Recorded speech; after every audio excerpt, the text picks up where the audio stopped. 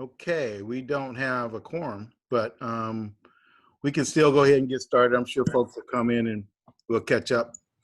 So we won't be approving the minutes and the agenda right now, but we can go right to public comments. And Okay. All right, Cynthia here. I talked to Henry early, and Henry have a few public comments I'm supposed to remind him about. So maybe Henry want to key in. Henry? Yeah, well, we want to do it on now on Robert's report. so he's not under, he doesn't want to go on public comment. Is that what you're saying, Henry? Yeah, no, I'll do him on the Robert Rogers report. Okay. Is there anybody else that has a public comment that want to chime in right now? Well, I had talked to Robert a couple of weeks back or so about doing a certificate of recognition for Mark Randall. Young man got killed about maybe 3 weeks ago, and his father was Mr. Charlie Reed, and his sister was Rosalind Randall. So Henry was going to suggest it because he's a MAC member, but I think Mark deserves a certificate because Mark, like I said, he wasn't, like a well-known like community activist in the community and like that, but Mark went around like mentoring young people like Kimmy did, keeping them out of trouble and trying to tell them the right way to live in life. So being at the society that we were brought up in North Richmond, children's had a choice of either, be a good child, get up out here and make something of yourself, or either, sell drugs or get on drugs. So I feel like by Mark talking to them, he may have saved a lot of children from making the wrong decisions. So he deserves some type of recognition. So I told Roz if we get a certificate, we would mail it to her. Robert, what's our procedure on that, just so everybody can be straight with it? Yes, thank you, Dawn. As you know, we lost Mr. Randall a few weeks back, as Cynthia mentioned, and it was very tragic. He had services here in the community. I think that Cynthia is requesting that the MAC author and be the sponsor of a certificate for the family. And a procedure on that would not require a vote per se, but if there are no objections of MAC members and with you, the chair's discretion, we could certainly draft that up. Yeah, just Dr. Clark. Well, Cynthia raised that issue and we did discuss it, and I would definitely be in support of that. Okay, so will that come before us in our next meeting to draft it up, or are we saying we should take a vote and just approve it now? But we are on the open forum. Yeah, I think that this is not an agendized item, and we don't need to vote. If there are no objections, you as the chair could certainly authorize us to draft something, and then I could share it with the MAC before we send it. Sure. If there's no objections, then so be it, and let's move that. Any other public comments?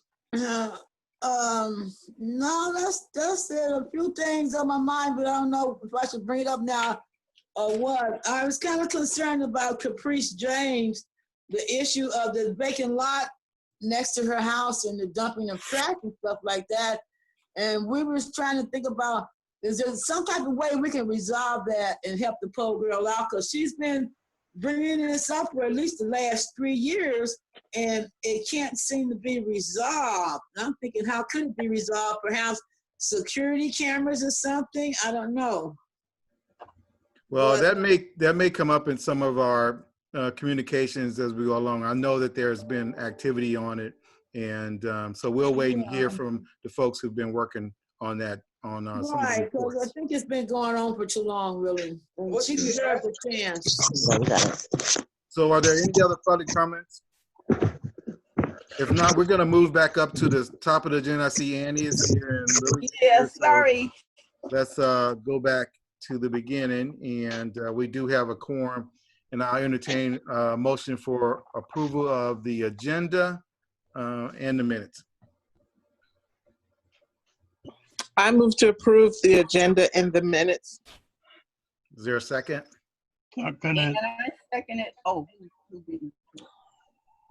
Okay, all in favor, I know you by saying aye. Aye. Opposed, abstentions, it unanimously passes.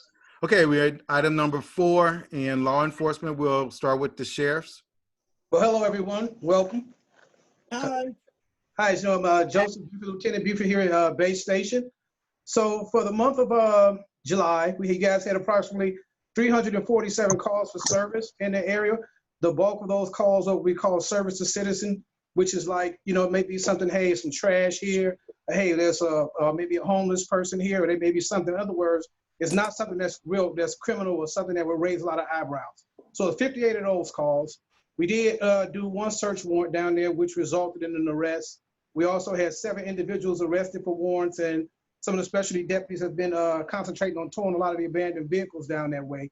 I don't know if you guys know or not, but from what I'm being told that there should be a COVID testing site opening up next week down there. They're supposed to be testing Tuesdays and Thursdays. I don't have any further information. If I find out any more and someone wants to get in contact with me, I'll be happy to pass that along. There was a shooting, a guy standing outside shooting a gun off down there. We were able to actually locate this individual and take him into custody and recover the firearm. I did get a couple of complaints about 237 Vernon. I responded back with the fact that 237 Vernon is actually in the city of Richmond. However, we still went over there and we made a couple of drug arrests and warrant arrests at that location also. What I'm told about that location now has been totally boarded up and there's no one residing in that area. Also, as you know, in July, the new mitigation deputy who replaced Deputy Culberson, Deputy Cardona, has came on board, and I'm pretty sure that he's met with Janie. He's talked with me, and he's been getting some instructions as to what his job duties will include. Now, I do have one question. The address that we were talking about a little while ago, I'm trying to find out if, because there's been an address that's been popping up that I know that has been doing some cleaning up down that way. So I'm not sure if somebody can refresh me or remind me what is that address? Yeah, we were just talking about it. Does anybody know Caprice's address? We will have to get that back to you. It's in the 100 block of Vernon. That's all I can say. 100 block of Vernon? Yes. Okay, I got to look at that because I know the 200 block is city of. That are we looking at that? That might be city of. If you're talking back there on that corner area, that whole block. Maybe next time take a look and see if there's a green street sign or white street sign. Because if it's green, it's city of, and if it's white, it's ours. But I'm pretty sure if 237 is city of, then the 100 block will be city of also. This is Dr. Clark. Yeah, well, appreciate you the report, Lieutenant, but I've been scoping out the area, and from what my research, it is in the county because it's on the further end of Vernon, and that's near close to Battery Street, and that's the county portion Okay. of Vernon. Okay. Yeah, because I don't know exactly what block Caprice stay in, but if it's between Battery and York Street, that should be county. Yeah, I'll take a look. Let me just say, Janie, do you know that street we're talking about? Is that in the city or the county? Are you there, Janie? Felisa, do you know, Felisa? Okay, I was trying to unmute. So Caprice lived in the county and 237 is in the city of Richmond. Right. All right, I'll stand corrected. I'll take a look. Okay. So at this point, I'll open it up to the board for any questions from me. Yeah, this is Dr. Clark, Lieutenant. Here again, thanks for the report, but I want to know, have there been any progress on the last couple of homicides that happened in North Richmond? So is this July that you're talking about? Yes, sir. Actually, the last couple, the one, well, let me say, that was, I don't know if the guy died, the one that was just happened down at like Castro. I wouldn't have really any information on that. That's city. Yeah. The one that's right, that just happened not too long ago, that's down by Castro. That's actually city of. So I'm Yeah, not, that was the Latino guy. I'm sorry. Was that the Latino guy? Yes, sir. Yeah, okay. But the one before that, that my knowledge of, that was in county area, our investigations did actually identify an individual responsible for that. Oh, okay. Okay. A question, Uh-huh. the homicide, the one involving the guy last name Lopez, that was on the other side of Alamo. That would be on the other side of the park. That would be considered city, right? Yes, ma'am. And so just looking at the news about the different homicides and shootings, seems to be some type of turf war between the gangs, right? The Hispanic gangs? Well, I don't have any, I can't substantiate that. I don't have any actual information to confirm that. And I haven't heard that come across my desk that they are actually in some type of turf war. Right. Normally, if we do, I normally hear something either from my sergeants or my deputies that will let me know that yes, that we have something going on, i.e. either from Central and North, or if the Hispanics have something going on, but I have not heard that at this time. Okay. I have a comment and a question for Lieutenant Buford. This is Annie. Hello. Lieutenant, hi. Thank you. First of all, I'd like to thank you for your service. You've been very supportive when we call, and I just thank you for it. The other thing is these parties that has been going on in North Richmond on the weekends. And now, since it's very important that we mask up as we leave our door to go outside, a lot of individuals aren't taking that as serious. For example, here on, and I know that your jurisdiction is county priority, but there your jurisdiction is all over. I have a problem. We have a problem with a family that has a party every Saturday. And I know for a fact, all the individuals that come over there, addresses or ID does not say that they stay in this particular house, because the house already serves at least 4 different families. But on the weekend, you have a party going on until 10:30. Now, to say this, they party, they barbecue in the front yard, smoke goes all over the neighborhood, and they're outside the gate of their house without masks. My thing is, I would like to invite someone one evening when they have the party, and for you all, someone to go over there and tell them the importance of to have masks on, because they do not, for some reason, they don't feel it's serious. So we can talk after, or you can give me a call, or I can give you a call. Do you still have my information? Because I'll retell you, if you know someone has to actually give us a call here at the station, because if you actually call, if it's in city of and you call 911 or the 9 emergencies number, you're going to get RPD. If you call our county non-emergency number, you're going to get referred to RPD because it's in their jurisdiction. But that doesn't preclude us from actually doing an outside assist and taking a look.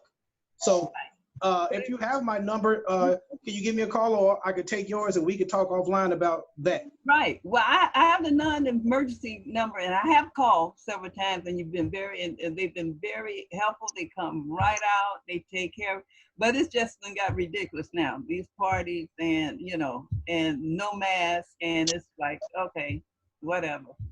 Okay, so I just, would just like someone just to reiterate the importance of this virus that is going around, and and the stuff. Haven't heard that the county, which will actually be inclusive of the city, is actually working on ordinances right now where fines can be given out, and it doesn't matter if it's city of or county area. They'll be able to be fined and cited for that, but that should be near to come.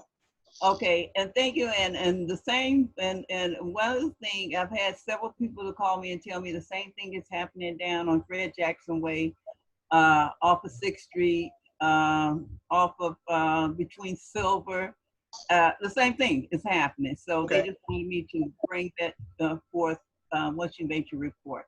Okay, and we can talk afterwards. Yes, ma'am.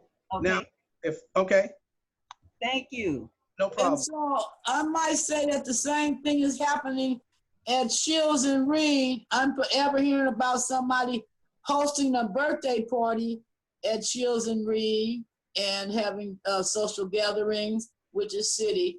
And also, like, you know, they congregate at the park every day, mainly the Bonafide Motorcycle Club. They sit down there and drink and smoke weed every day. And like one of my church people said, they just pass the drinks amongst each other, pass the blunts amongst each other, but they're still socializing without masks. Okay. Any other questions for the chair? Can you hear us? Yes, I can. Oh, hi. This is Robin Bryant. And what I wanted to ask of the lieutenant, and that is, gosh, what day was that? About 5 days ago or so? We had an occurrence that happened here right on 2nd and Ruby. And it was just before 6 in the morning.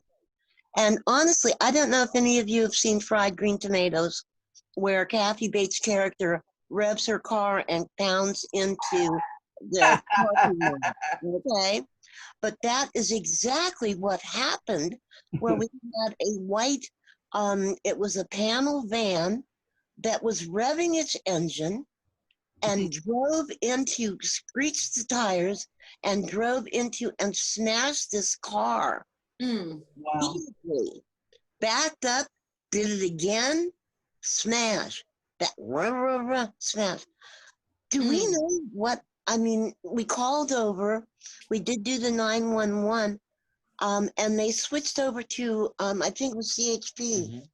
Does anyone know what on earth was going on or happened? We can talk later on that. I would have to actually pull the stats. Here's one or two things that's going to happen. Well, if the CHP got it and they came out, if they determined that it was accidental, then they would have took the report. If they determined that it was intentional, then that actually turns into a criminal thing, and then we would have handled the report. Unfortunately, I just don't have that data in front of me at this point, but I could find out and get back to you. Oh, that would be wonderful. Of course, the perpetrator ended up driving off by the time that the CHP came out. Okay. But I don't know. I think that the car that was smashed into must have probably been about the thickness of a waffle by the time it finished up. It was something. So thank you. Okay, well, we'll check then. Okay, is there any other questions? Yeah, Don, I have one last question. I was thinking, there's a abandoned like a van that looks like the tires have been stripped off of it. I don't know if it's been stripped on the inside or not. It's down on the end of Vernon near Battery Street. Okay. I'll have someone take a look at that, sir. I can have someone take a look at that today. Yeah. Okay, we're gonna move on to Richmond PD if they're here. Thank you, Lieutenant. Before I go, I'm sorry to interrupt. I just want everyone to know that I have a member of the Sheriff's Executive Team here, Assistant Sheriff John Lout. And before I close out, it'd be kind of like disrespectful not to give him an opportunity to have a few words if he would like to. Absolutely. First off, thanks for the invitation. Joe invited me, and I wanted just to check in on his progress and status, and obviously the community. Just so you know, we are doing our best to manage COVID the same as everyone else. One of the areas that we are planning on working is vehicle abatement and litter within the area. We had a project that was scheduled back in March, and we had a big plan to do some cleanup in that area, and we had to put it on hold for the safety of tow truck drivers and our employees. But we should have started that progress again, but in probably slower increments than what we had planned on initially. But any concerns that you have, by all means, if the sheriff's office can handle it and it's within our jurisdiction, if it's something that we can manage, bring it to Joe's attention, and we want to be responsive in that manner, whether it's COVID or non-COVID related. In regards to the masking and the parties and the violators that we see on a daily basis, we see it just as much as you do. We as a county have formed a task force. We intend to probably roll out violations countywide within the next couple of weeks. Right now we're working on a form, violation form. So essentially people, citizens or businesses will receive a notice of violation on the first contact, followed by a violation.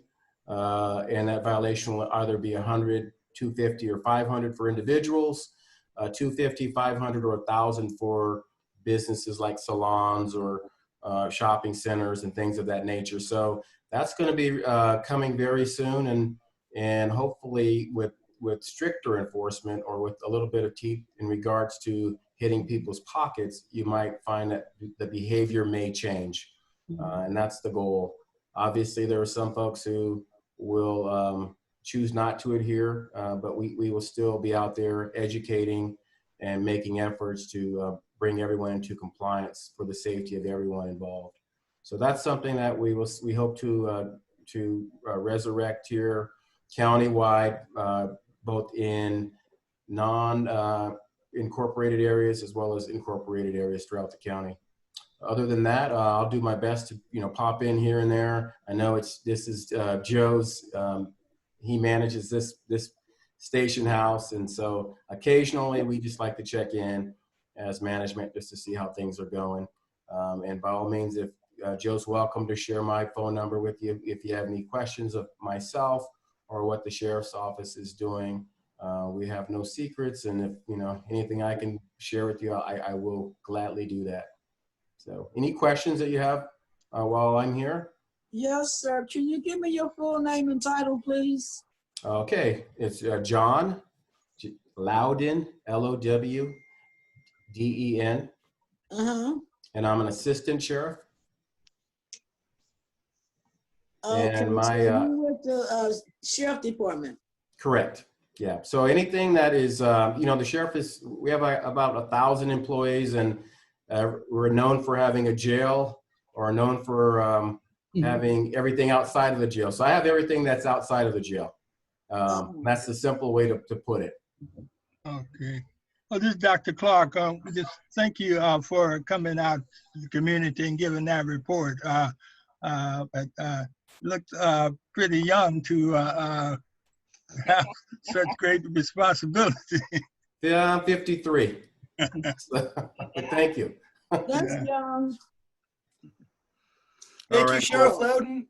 I have a question, actually. Sure. Wait a little. Hi, I have a question for both the law enforcement. I was wondering, in terms of outreach to the community, have you been able to, especially with these fines coming up, when you engage with the community, have you been able to pass out masks or face coverings or anything like that? I know like everybody's wearing them these days, but there's still some people who just don't have access for whatever reason to those resources. Right.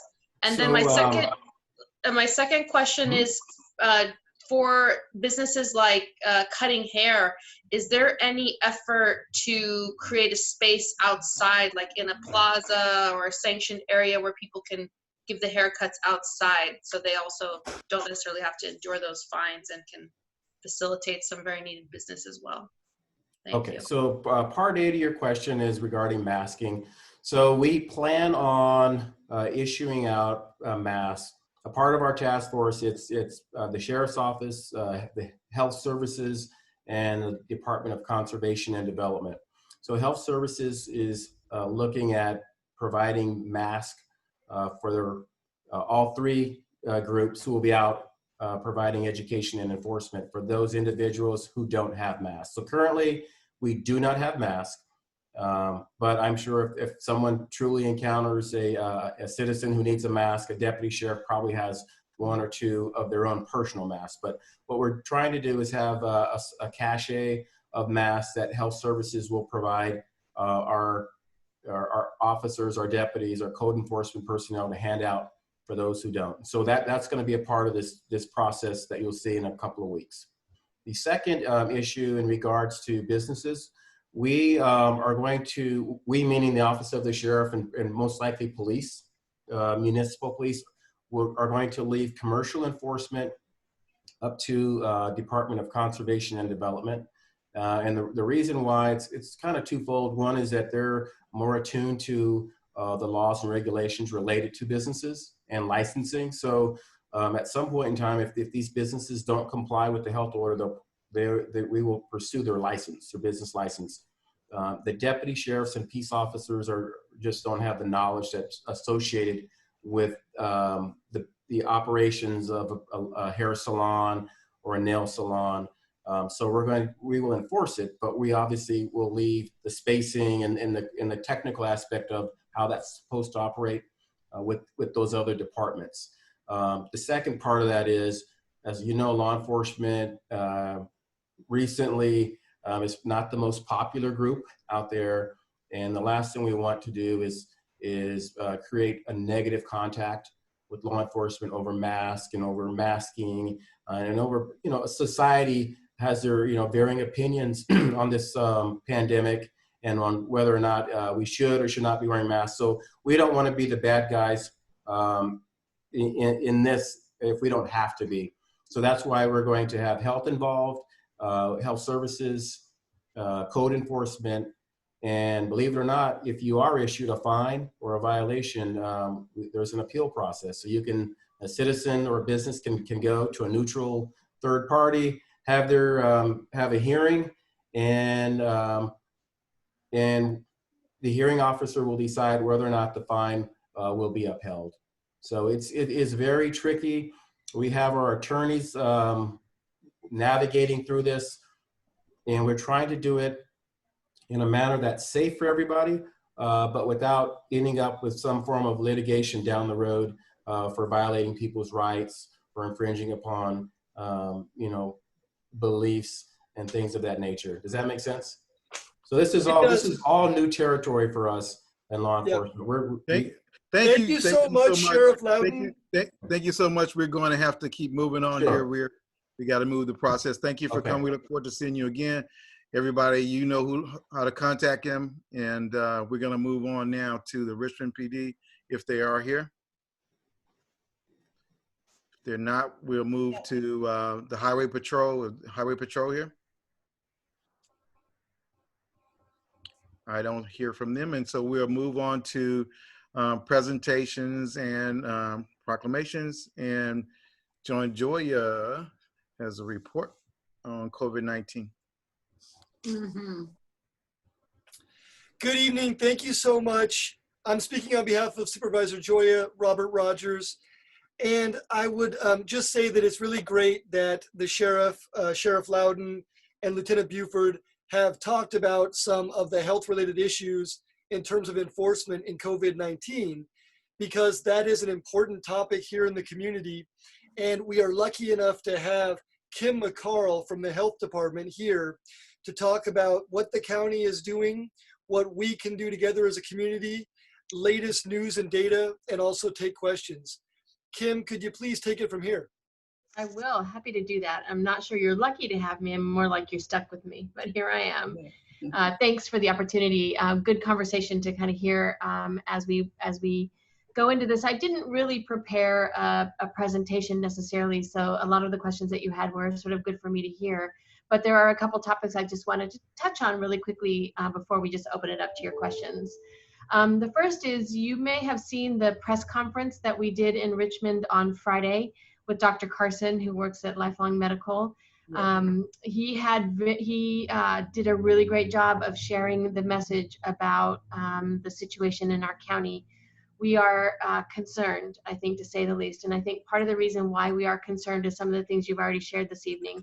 Those parties that are going on, some of the the people not complying with the health orders that are out there. And I'll be the first to admit, we're all tired. We miss our regular life. I get that. But we are seeing an increase in deaths from COVID. We're seeing an increase in the number of people who are, oh, there he is, Dr. Carson. An increase in the number of people who are in hospital, which is concerning to us. Our ICU beds are at about 74% of capacity in the county. And when we get there, we get concerned about what happens if we end up with people who need that level of care and we don't have the capacity to care for them in that way. So, I think Dr. Carson carried a really strong and good message that we needed to get out there. A couple of things that you talked about, we will have another testing site opening in North Richmond at the North Richmond Health Center. It's going to start the week of August 10th, and it will be open on Tuesdays and Friday afternoons. A reminder to everybody that you have to have an appointment to get a test. So the same number you've called to go any other place, you would call to go to this location as well. But we are very happy to be able to open that resource for the community up there. I wanted to piggyback a little bit on what the sheriff said around the ordinance. It did pass last Tuesday. It was passed by the Board of Supervisors, and as he mentioned, some of the details are still being worked out. One of the things that I want to be really clear about, that as the county health department, we really consider our role to be education. So one of the reasons why we passed this ordinance is to help alert the community another way that this is important, and what we're seeing in the world of COVID is concerning. And so, enforcement is a last-ditch effort. We really consider education to be the first step. But the ordinance gives us last-ditch effort to find a business if we want to. It's not really intended to be an opportunity to hand out tickets. It's really an opportunity to kind of open that door to have the conversation with people who are businesses who are blatantly ignoring the orders. And we are really concerned about how much community spread we have. So we feel like that's really important. But we're very conscious of the fact that, our goal is not to make money, not to get fines coming in. The goal is really to use it as an education, a piece of education. So I just wanted to touch on those couple things. Robert, I wanted to ask, does your office still have masks? Or I know we're working on getting more of them, but I thought I would open that question to you. Thank you, Kim. And yes, we do have masks. They are coming through, and we have volunteers that are doing repairs on masks that are coming from the state with defective elastic. And then the volunteers fix the elastic, and we're able to distribute them to the community. So if anyone here or anyone else is able to talk to anyone who is in need of masks, we want people in need in our communities, then they are welcome to call this office, call me or email me, and we'll arrange to get masks to you as soon as possible. As supplies last, of course, and we're continuing to try to get more. And also, Kim, I'm really glad that you brought up the issue with the health center, Supervisor Joya and the health department and many more, and CHDC and Don Gilmore. Folks worked really hard in order to open a much needed new testing site here in North Richmond to best serve this community as well. So it's opening up next week, as you mentioned. If you need any more information about that, you can contact us as well. But we're very excited about it and hope that many can utilize this resource and we can improve health and safety in the community. What questions can I take? What topics are of interest to y'all that I can share information around? If I might. My name is Albert Featherstone, and I'm just happy to be here. I haven't been to the MAC meeting in quite some time. My question to you, Kim, is that when people are tested and they test positive, I've found a few people have been told by their doctors that they're clear to go back to work, but there's no test to see if the virus is gone. What is the county's stand on that? Yeah, so the test has a very specific incubation period and a period in which you can be infectious. So we say that 10 days from the positive test result or 10 days from the breaking of your fever or the end of your symptoms. So you don't have to have another negative test that comes back. You just have to wait those 10 days. Mm-hmm.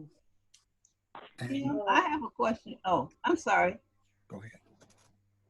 Go ahead. Albert, were you finished? I didn't want to interrupt. Well, I just wanted to know, well, since the virus worked different on each and every person, individual body, how did it know for sure that they don't have any symptoms, but they could still be asymptomatic? So there's a difference between asymptomatic and I'm not a doctor. I'm going to be the first to raise my hand. I'm the communications person, so I did not go to medical school. So let me be clear about that. So asymptomatic, one of the reasons why we really push people to get tested is because you can be asymptomatic. And you can also be contagious before you get symptoms. And so that's why we really say, go and get tested whether or not you have symptoms. Anybody who wants to can go and get tested. But I will also say that we are right now averaging about 10 or 14 days, between 10 and 14 days, for the results of our tests to come back. And that's really a national problem. I'm going to be clear. That's not something that we're doing in Contra Costa County. That's a national problem in terms of being able to get the supplies and also just labs to have capacity to be able to run these tests. So what we have seen over the life of, we look at what happened in China, we look at what happened in Italy, we look at, those countries that started this process before we did, and we look at kind of what the progression of the disease is like. And, so what we generally know is that there's about a 3-day incubation period, and you can be asymptomatic during that incubation period, and you can be infectious. So that's why we say wear a mask and socially distance, right? Because you may have no idea that you have the virus and you're giving it to other people. So that's why those preventative efforts are so important. But we have generally found that after 10 days of a positive test result or the breaking of your symptoms, that you are no longer contagious. And that's when we say you are clear to go back to work. You don't get something by. Thank you. Okay, I have a question. I think Annie had one for you. Yes. Okay.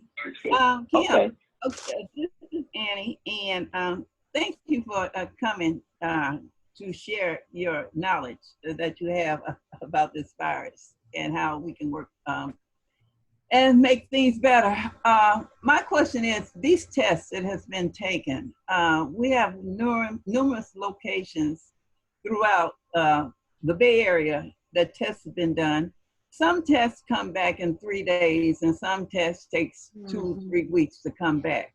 Why is that? And I can see that it may be, I can just suspect that it's due to the population of individuals that has been tested. But I know and have seen that a great amount of other people has been tested more than other sites, and their test has been returned much quicker. Why is that? So the way that the tests get, so complicated answer. We have about 5 different organizations that we work with that process our tests. So we have 2 different Quest labs that we work with. We have internal capacity at Contra Costa Regional Medical Center through our own public health lab that does testing. We do testings through UCSF, and then there's one other that I'm not remembering off the top of my head. But one of the things that we do is, because there are shortages, and to your point, Mr. Featherstone, about how to know if you're symptomatic, we do prioritize sometimes how those tests get processed. For instance, if somebody comes in and they have classic COVID symptoms, we will expedite that test, and we can expedite the test through our CCRMC lab and through UCSF. Those are 2, because we have internal capacity. The other test, if there's no reason for us to be concerned and you're just doing kind of a preventative thing, then the processing of that test goes in a lower priority category, and that will go to Quest. And Quest is taking about, like I said, 10 to 14 days to return those tests. The other thing that we prioritize is first responders and essential workers. If one of the sheriff's deputies that was on before went and got tested, their test would come back in 24 to 48 hours, because we realize the important role that they play in our communities. Our goal is to get all of our testing turnaround times down to about 3 days. And one of the things that happened today actually is the Board of Supervisors approved 2 contracts with some additional labs that will help us process these tests more quickly. And so we are hoping within the next week to 2 weeks that we will really see that lag time come down.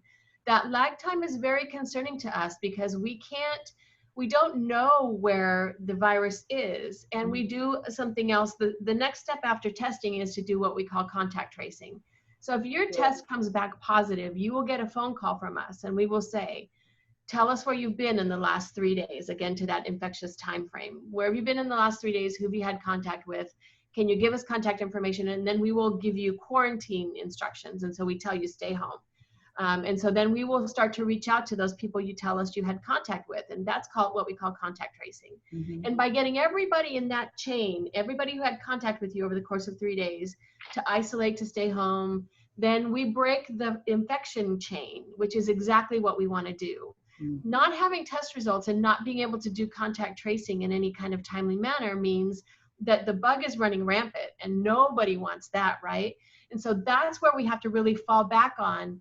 Please wear your mask and wash your hands and socially distance. Those are really easy, simple things to do that really do have a dramatic impact on the spreading of the virus. And so regardless of testing and regardless of contact tracing and our ability to do those things, we really, really implore that you wear a mask and that you socially distance, you stay home as much as you possibly can. Okay, thank you.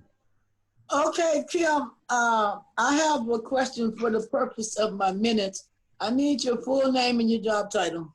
Absolutely. I'm Kim McCarl, MCCARL, and I'm the Communications Officer for Contra Costa Health Services. Okay, and so I've seen Dr. Carson on press conference on several video clips and probably seen you too also. But for those that are tuned in today, I just want to just give a what you call kudos out to Dr. Carson. Dr. Carson is come out the community, come out the hood, okay? And he had an emergency at Doctors Medical before they tore it down. And Dr. Carson is a member of North Richmond Missionary Baptist Church, and he always used to volunteer at the soup kitchen. So he's very well known in the North Richmond community. And I just want to put that out there that, you know, he knows us. Yeah. Well, and that's why we called on him, you know. I mean, we respect his opinion and we respect his position in the community. And so we asked him if he would help us. So the reason why we did the press conference we did was because on Thursday, we had 7 deaths in Contra Costa County, which is the highest number of deaths we've had in one day since this pandemic began.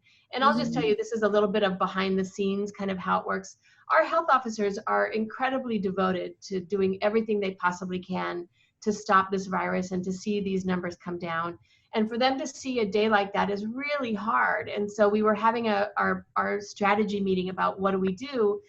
And there was this emotional feeling about, we just need to implore on the community to please follow these simple instructions. And so it kind of came to us, we're not the ones to really carry that message, right? Dr. Carson, who exactly, Ms. Jordan, to your point, is from the community. And frankly, he sees it every single day at Lifelong Medical Center. He sees it. And so we needed him to tell the story. And frankly, he did a really great job of it. And I know that our health officers who are working every day to do the best they can really appreciated the fact that he was, you know, he didn't pull any punches. He told the story the way he needed to tell, and we appreciated that very much. We can try tomorrow. I'll be back in the office tomorrow. If tomorrow's good for you. What other questions or comments? Can folks turn their muted? We can hear in the background. Yeah, I have a question, Don. Yeah, it's Dr. Henry Clark. Okay. Yeah, I want to ask, that's contrary to what President Trump said about that oxychloroquine stuff. You have a 2 minutes. Is there? Okay, Lena, have a good evening. What's happening? Okay, bye-bye. If you're sorry, not Dr. Clark, talking, go ahead. please be on mute so we can't hear your conversation. Okay. Yeah, as I was saying, contrary to what the statement that President Trump says about the chloroquine stuff, I've done some research by some naturopathic doctors that says that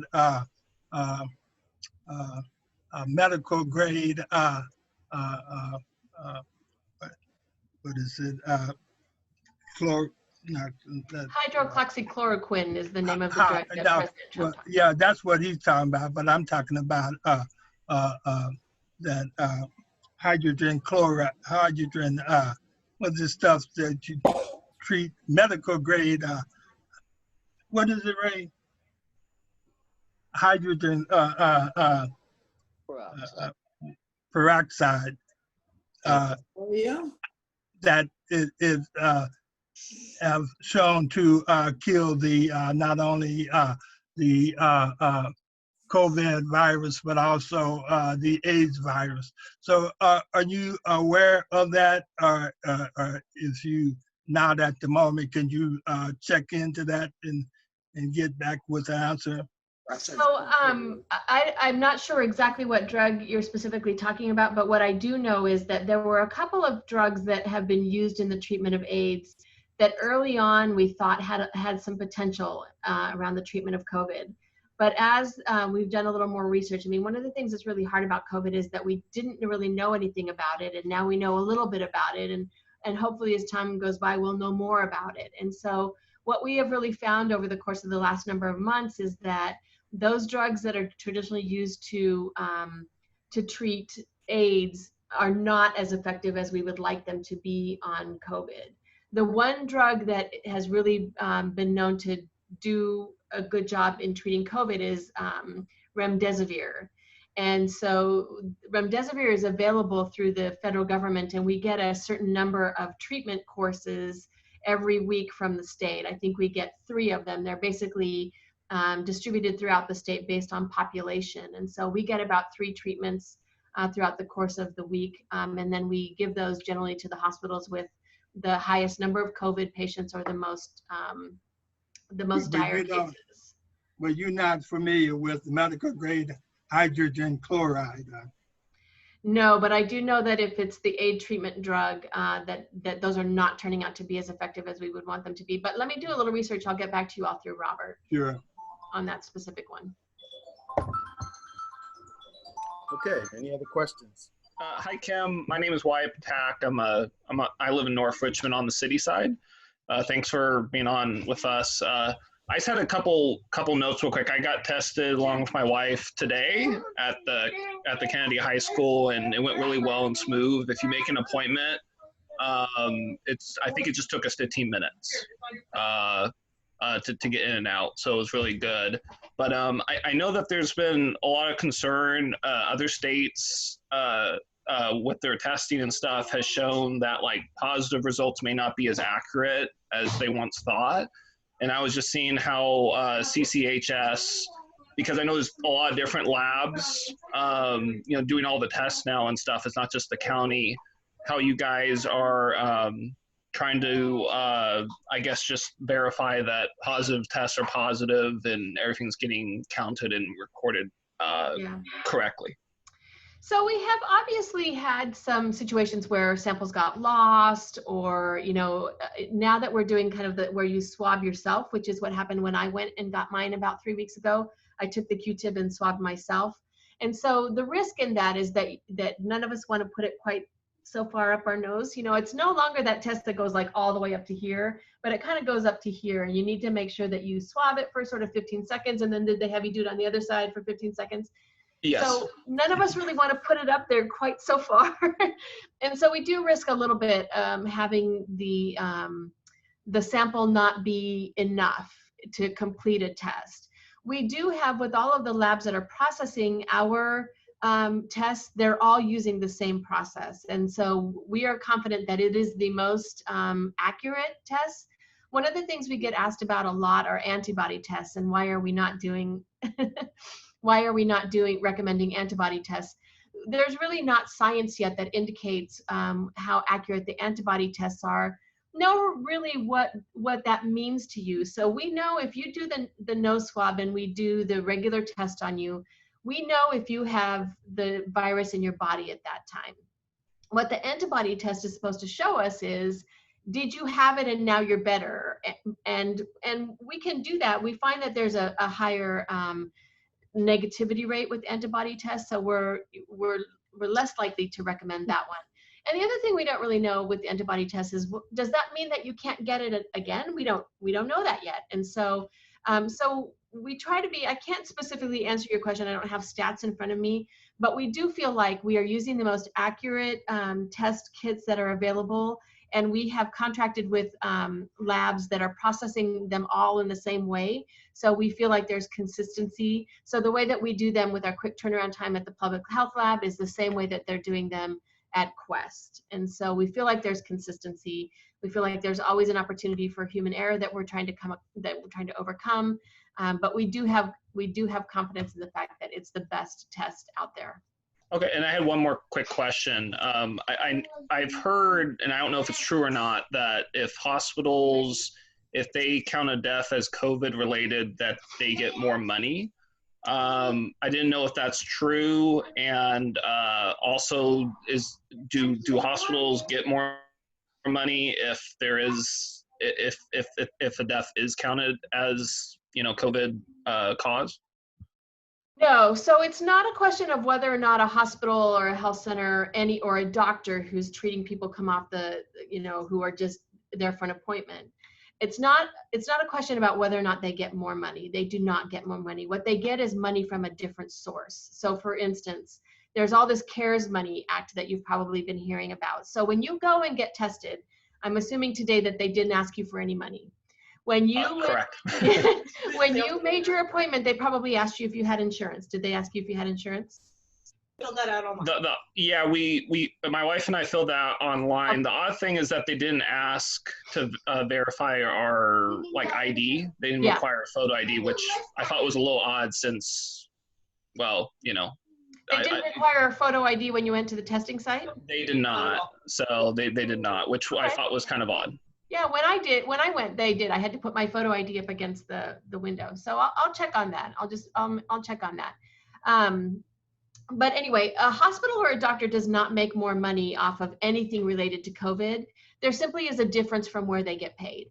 So they might get paid, if you have insurance, they might get paid for that test through your insurance company. We'll certainly bill it. If you don't have insurance, we just bill it directly to the federal government. And we still have private insurers who are just denying all coverage of anything related to COVID because they know that the federal government will reimburse anyway. And so there's sort of this battle going on between the private sector and what their responsibility is to you as one of their insured patients and what the government should cover. So it's not more money. There's no, there's no benefit to us for somebody dying from COVID or somebody getting treated for COVID or somebody getting tested for COVID. It simply is a question of where the money comes from. Okay, thank you very much. Are there any more questions? Oh, I just want Wyatt to give me his name because I'm doing these minutes and I have no signing sheet to look at. Sure, yeah. My name is Wyatt, W-Y-A-T-T, 2 T's. Yeah. Last name is Patak, P-T-A-K.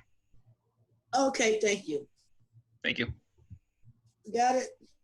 Okay, well, thank you very much for your thorough report. And hopefully we can hear back from you and see how things are going as we move through this process. Excellent. And I will check on that AIDS drug and I'll get back to Robert with that information. So. Thank you. Yeah. All right. You all enjoy the rest of your evening. Thank you. All right, and the next presentation is from Sherry Stanley from West County Water District, I believe. Hello? Hello, Sherry. Okay, so I have 2 quick updates for you. The first one is about the levy. If you'll recall, the group of people who came to the North Richmond MAC and was around for about 3 months and was getting all kinds of input from the MAC about what they would want as far as sea level rising and how to protect their community. And we are still sort of working with that group, the West County Wastewater District, and it's being coordinated by Supervisor Joya's office. To date, the Wastewater District has approved $500,000 to research this, and with the San Francisco Estuary Partnership, I believe, helped us fill out some paperwork, and we got an additional $640,000. So we have a decent amount of money to do some research and development. And what we're trying to do is convince Chevron on one side and the landfill over there off Parr Boulevard, I think it's Richmond Sanitary, to team up with us and build a levee that will go from the landfill to Chevron, which will protect the MAC and all the neighborhoods in between, and the Richmond Parkway. And we hope to build what's called a living levee, which will make a educational habitat area for people walking along the trails there. And we'll work with the flood department to prevent the two creeks, Wildcat Creek and San Pablo Creek, from flooding. And so that's still going on, and I just wanted to let you know that. At some point, we might be asking the MAC to maybe write a letter, because we're trying to convince, I think Chevron probably the most, that they should be a partners with us and help us do this big project. Because on the one hand, the West County Wastewater District could just build a wall around our whole property and be done with it. But we prefer to be good neighbors and to benefit our communities and safeguard our communities. And so we think this would be a good thing for everyone to get involved in. So that's the update on that. And about 3 years ago, I came to the MAC with another director to give you an update on pipes. And we sort of shuffled a little bit when we were asked directly about replacing sewer pipes in the North Richmond area, because frankly, that was right about the time where some state monies were drying up, and we weren't quite sure what was going on. But we did approve a study of the whole area that we serve, and the North Richmond MAC, unsurprisingly, is in the red zone, which is, they have the worst pipes in our whole systems. So North Richmond MAC is up at the top of the list. But we are also, there's two ways that extra water gets into our pipes. And it's a big deal in the winter time, especially because of the rains usually. And so usually it's either our pipes, as they get older, they crack and water seeps in that way, or a pipe, what's called a lateral. From Your blaster. When you put me blaster, tube set, está covered. Tape. Where's the tape? Tape. If you're not talking, please put your mic on mute, please. So there's what's called a lateral from somebody's house that connects to our sewers in the street, and we're going to be unveiling a new grant project that will provide up to $4,500 per property, per person, per property, to replace or to repair their pipes. And there's all kinds of, replace versus repair type of stuff. And there's some slight hoops that you got to jump through, but our goal is to get you the money so that we could get your laterals fixed, because it helps us. We're replacing the sewer pipes, and we need you to replace the pipes that you're responsible for, you meaning homeowners. And That way we can prevent some of the overflows that happened into winter time by having too much water in our pipes. So I wanted to let you know that that was coming, and if anyone owns a property or is on good terms with their homeowner and knows that they're having some problems, this might be something you might want to give them the heads up. So I'm keeping it short so that you can move on. If anyone has questions, I'll be happy to answer. Well, Yeah. if I do, I have a question, Don, if I may. Go right ahead, yes. Okay. Sherry, thank you for your update. I just have a couple of questions to be clarified. As far as these lateral pipes that needs to be replaced, the pipes that were done not too long ago up and down Market and up and down Fred Jackson and up and down some off streets, those pipes were replaced. A lot of pipes were replaced. Now, to hear that a lot of these pipes have to be replaced again, which is the lateral, did they not do the lateral earlier? Okay, so the lateral is the pipe that leads from your residence, my home, out into the street. Yes. Out to the street. So we have nothing to do with laterals. That is the homeowner's problem. Right. But what I'm saying is some of the lateral, I know my lateral has been done. My lateral was done about 5 years ago. So yes, so they should have a listing of which laterals need to be replaced and not to charge all these extended fees that needs to come in place.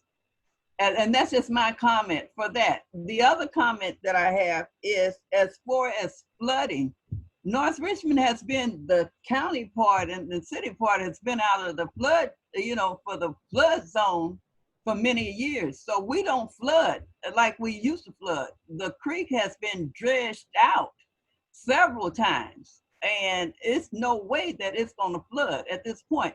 So I don't understand why it is said that we are in a flood. So, you're looking at for this proposal or whatever to be a part of a flood zone when we're not a flood zone. Flood zone has been. No, not a flood zone. Okay. That we have 240 miles of pipes in the ground. Most of those pipes are near or at the end of their lifespan, which is somewhere around 50 plus years. So we did a study to see where we need to concentrate for us to replace pipes. The pipes in the ground, the sewer pipes that we're responsible for are the oldest and in the worst shape in the North Richmond area. So as we are getting funding, we will be replacing pipes in the North Richmond area before pipes in other areas that aren't in such bad shape. So, am I making? Well, can you narrow it down, about what location of North Richmond? North Richmond is that big. Are we looking at on Third, on Fred Jackson Way? Where are we looking for the replacement of these pipes? Okay, so when the program is officially out, which will be soon, I can get maps for the MAC to see where everything is, and I will do that. I'm just kind of like giving you a heads up before other people know about it, to let you know that these monies are going to be available. If you know that you have a lateral problem, you can get in line sooner. But yes, I will definitely provide maps as soon as we're ready to go. Okay, thank you. All right, thank you. So, Sherry, these are grants that they have available for folks, or is it like to offset the cost, I hope. Pardon? Sherry, are these grants that are available for folks, or is this some other type of deferred loan? No, it's grants. So it's up to $4,500, which means, and that when I say up to, it means that we will fund up to half Yeah, it's about half. Of what it costs. So we're providing those funds to up to $4,500 per property, not per person, because if a person owns 10 properties and they want to do 10 laterals, they can get 10 different grants. So does the county have like other programs that can go with the grant funding? Like if they, I don't know what program it would be, but sometimes they have small rehab or more emergency loans that they allow folks to tap into, and could it be combined with that? That is something that I am pushing a lot on, because if you remember a few months ago, we were talking about, I gave you an update that we were splitting our service area into voting wards, and I fought for North Richmond. And so my goal is to put together, find grant writers, find other stakeholders, other county, whoever, and be able to provide a list of here's resources who could help you come up with some of the rest of the money. So that is on my personal agenda list, because I know I personally don't have $4,500 laying around to replace a pipe. So that is definitely on my goal of things to have happen. Great, thank you. Well, okay, we're gonna move on unless there's another question. Yeah, Donna, this is Dr. Clark. I have a question for Sherry. Okay, sure. Sherry, so how much does generally does a lateral cost? Well, I'm gonna guess that it could, because we're saying we're gonna fund up to $4,500, no more than half, that it could cost $9,000. That's my guess. Yeah. Well, yeah. Well. Okay. Well. Anyway, let me just say this here in conclusion.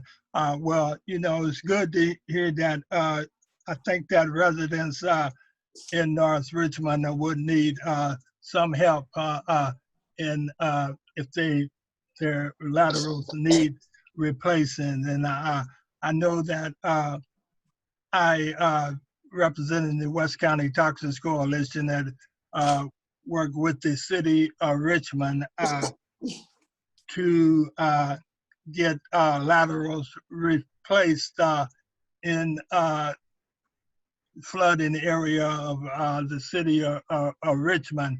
And so some money was made available through some means to take care of that. But I'm really concerned about some additional costs being added to residents in North Richmond, especially seniors and people who probably can't afford any additional costs.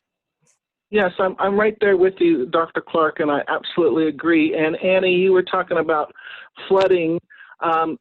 There, and Robert probably might know some more about this, but there's a system, a flood system somewhere in the MAC. I'm not exactly sure where. It's down to one pump, and it had 3 or 4. So that's something that needs to be addressed also, and that's also on my list of what are we doing?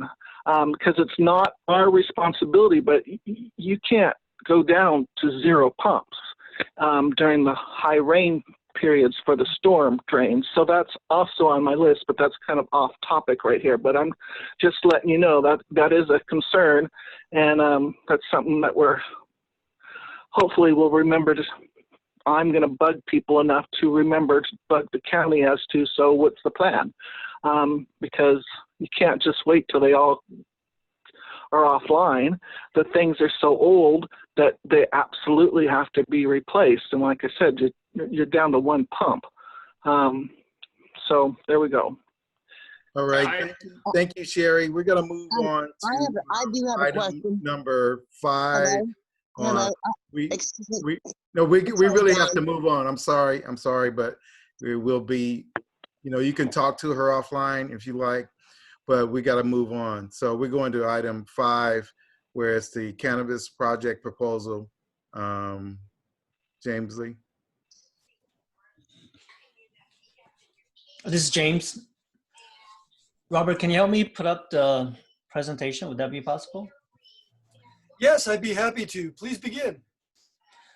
All right, my name is James Lee. I'm the applicant for the 703 Chesley cannabis facility.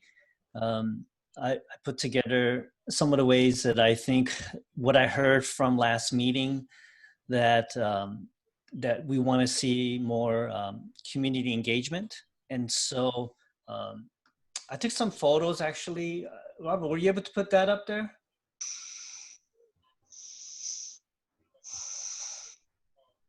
Yes, just a moment, please.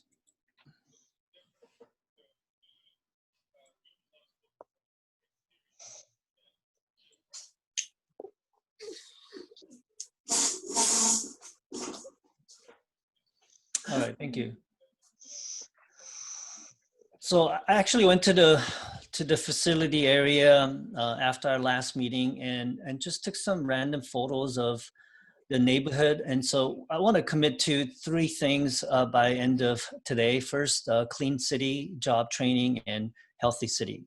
So the next slide, you'll see that this next slide are some of the photos that I took around that particular area. And from my knowledge, this has been like this for close to, since I've seen it, 6 months, maybe even longer. And it has become a kind of dumping area for trash in that neighborhood. And it's really affecting the neighborhood. And so, as you can see, there's actually a lot of trash in that area. So I'm committed to keeping that area clean in a weekly basis, if need to be daily basis, make sure that people don't throw trashes out there. It causes health issues as well as the appearance of the neighborhood. And so I'm going to be committing to making sure that that whole area and the neighborhood around it is kept clean. Second thing is job training. I want to commit to a job training. One of the companies that I own is a security company. And security is, for those who may need job in North Richmond area, security is one of their job field where anyone can get into. But some of the barriers of getting into the security job business is actually the cost of the license fee, permits, as well as the cost of training. And so one of the things I want to commit to is having a place in that facility area where we can train and pay for all the license, permit, the training course, on-jobs training, and hopefully we can train as many people who may want security jobs so that after they get trained, have a little more training at the site, we can help them find other jobs in the security field as well too. And so another thing that we're going to be committed to is hiring, particularly in that area, security guards who live in that area so that they're not just paid to guard our facility, but hopefully that would encourage them to kind of secure that area as well too. We're also committed to putting lights all over the facility so that at night it's very visible and hopefully to deter crime in that area. I'm an entrepreneur. I own many businesses from security company to cafes and others. And I'm also committed, and one of the things I want to make it clear, I'm committed to North Richmond. And so I want to start apprentice programs so that particularly young man who wants to get into business, I could mentor them, help them with their resume and kind of give them pointers. I'm hoping to open up, working with the local nonprofit, maybe workshops like how to write resume, how to do interviews, and hopefully I can help neighbors in those ways. And the last slide is I'm committed to health. Again, I wanted to commit 5% of the profit to North Richmond, particularly to mental health. Nonprofit, but I want to pour all of that into North Richmond and hopefully to invest back into North Richmond. So those are some of the ways. I know that last time we had our meeting, everyone was concerned of how we're going to bring help our community here in North Richmond, and so those are some of the ways that I'm thinking of supporting our community. Any questions?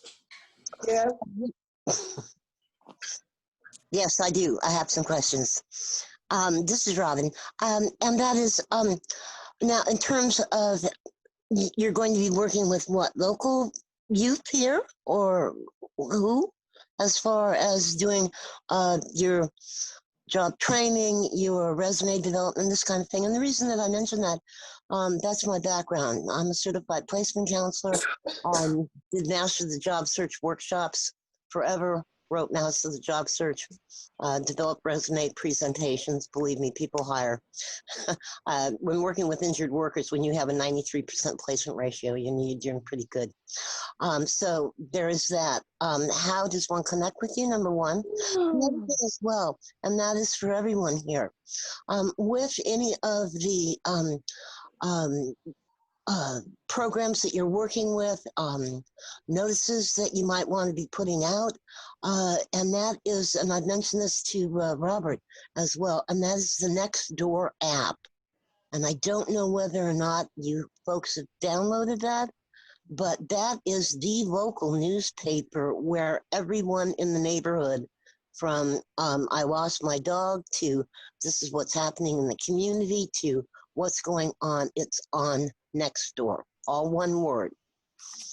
And so that is definitely something where, as far as putting out the notification is with what's available with having laterals installed, or looking for, people to work with your organization there, with the marijuana initiative and helping keep things clean, and your security guard training, all that kind of thing.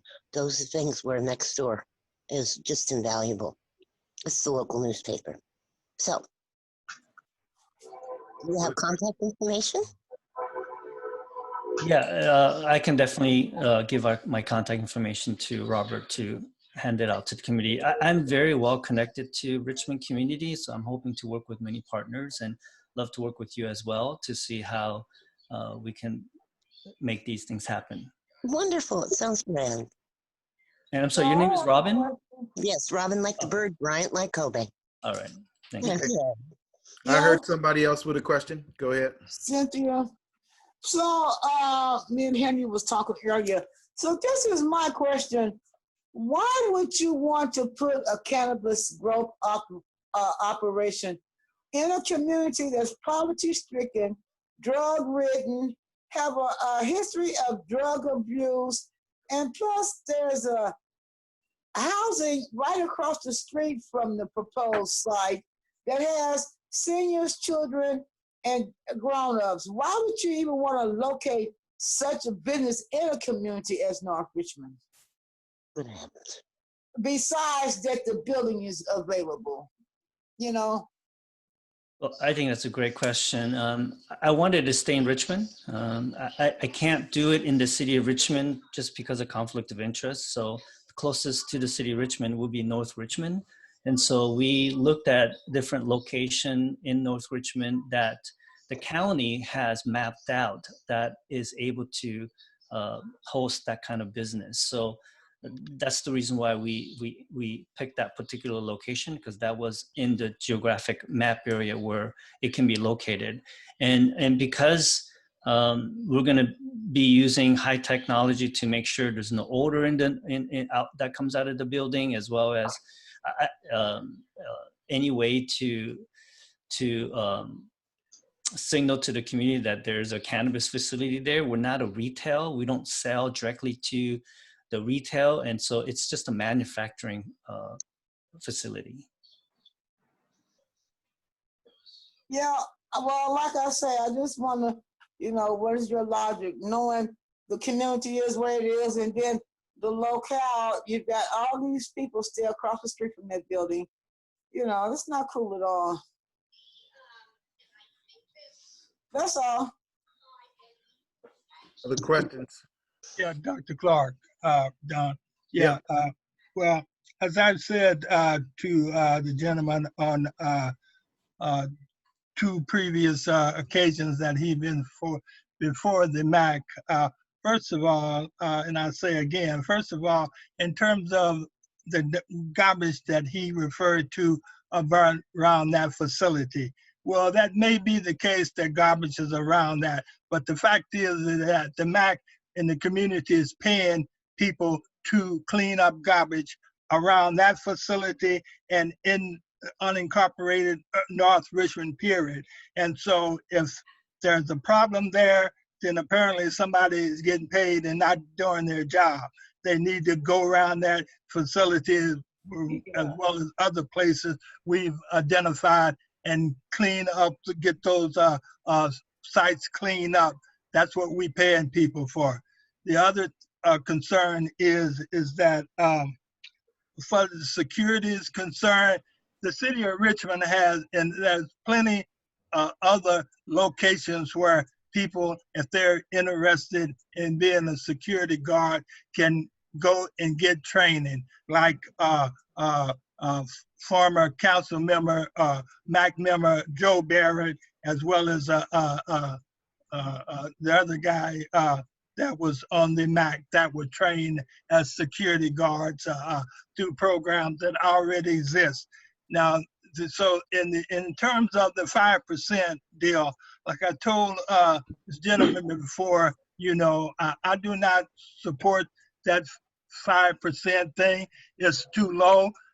I remember when Luz Gomez was working for Supervisor George's office that came before us, and we were talking about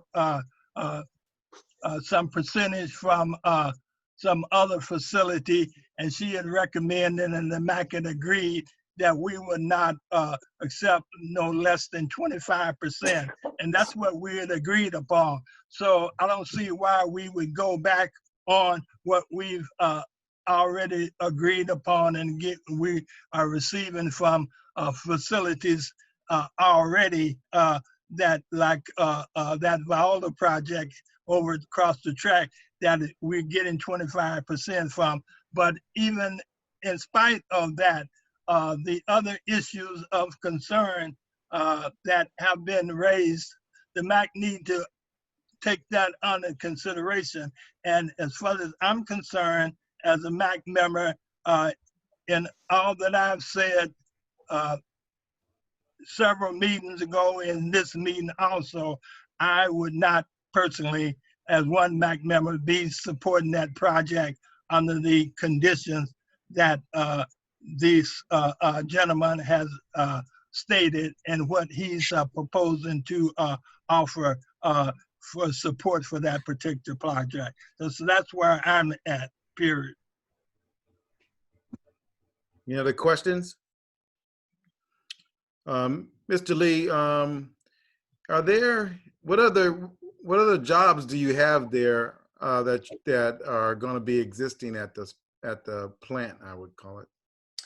There will be obviously construction job that would begin once we decide to move forward. If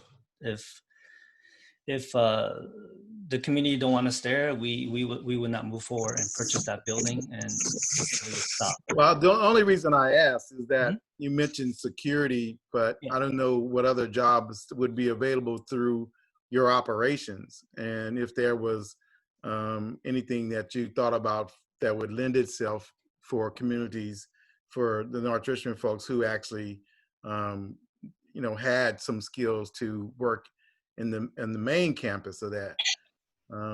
That was the reason for my question. Oh yeah, if they have skills, we definitely would love to hire them to work inside as well too. And so some of the jobs would be trimmers and packaging, some of the jobs would be a management assistants, because every plant needs to be packaged and tagged, so they would make sure those are done. So there will be some jobs that will be available inside as well too. So will there be some form of, I don't know, dedication to hiring a certain percentage of folks when those are open, and some form of training that would go with that to get them into those positions? Yeah, I mean, those position takes skills and also, so I'm not sure what that percentage would be, but if there's someone who is qualified, we'd definitely love to hire them. Well, I guess I'm referring to if there would be a commitment basically to hire first in North Richmond for open positions in a I'm training. sorry, component. it's hard to hear this rumbling noise. Yeah, no, I was referring to if there were open positions there, that it would be some type of program dedicated to working with local folks to get them into those positions. Oh yeah, I mean, one of the things, equity is huge part of this particular field, and I put apprentice there, but if someone has a desire to get into those field and those kind of work, I'd love to work with them. And the other question I had was, have you talked to the folks across the street from you and advised them of what you plan to do? No, I have not talked to anybody in front. Okay. Any other questions? Yes, Don, I think Joe Polito had some questions, and I don't know who's monitoring him. Oh, go right ahead. Yeah, Joe had some questions. Okay. Yes, Joe? We can't hear you. We can see his name, but we can't hear him. You have to come off mute, Joe. Oh, I can see his name, but I can't hear him. He needs to turn something on. Okay, while he's waiting, is there any other questions? His name going up, we can't see him. Can't hear him. Okay, Maybe so the question. okay, so Joe, I don't know, can you push your mute or unmute and see what's going on? If not, we can't hear you. I'm gonna have to move on, unfortunately. Yeah. This is Robert, you outline this. This is an action item. Are we to vote on this? Yes, thank you very much, Don. It's been a good discussion. Mr. Lee has been to this MAC, I believe this is the third time, and he's shared his vision thoroughly. There's been a lot of questions, a lot of feedback. It would seem like an appropriate time. The MAC, someone can make a motion to approve or disapprove the project with or without various conditions that the MAC requests. Okay, so we've had the question and answers period for the community, and we had input from the board members. Is anybody ready to make a motion? Either for or against? If I may, while we're waiting for that motion, there are a couple of questions are coming via text on our chat on the far right, probably, of your screen. And so I think that maybe I'll ask them for these folks to make sure that they get answered. Okay. Leticia Chavez says, is anyone going to ask the community if they are okay with a cannabis business? And Mr. Lee, I imagine that, you know, if you go forward with an application, there's going to be a lot of outreach. Could you, in other words, what we decide here today is not the end of this. It's a lengthy process. The MAC's vote is very important to the future or non-future of this business here. But if Mr. Lee goes ahead with an application, there'll be requirements and so forth for him to do outreach. Mr. Lee, can you talk, you said you haven't been to the complex across the street and so forth. At this early a juncture, it would be unfair probably to expect him to have done all that. he hasn't even applied for the spot yet. But Mr. Lee, what will your outreach plan be? So if the MAC decide that this is something that they would approve, I would start to introduce myself to the neighbors and letting them know what our intention would be and to hear their needs. And again, I want to be clear, if the community does not want that to be there, I will stop my application.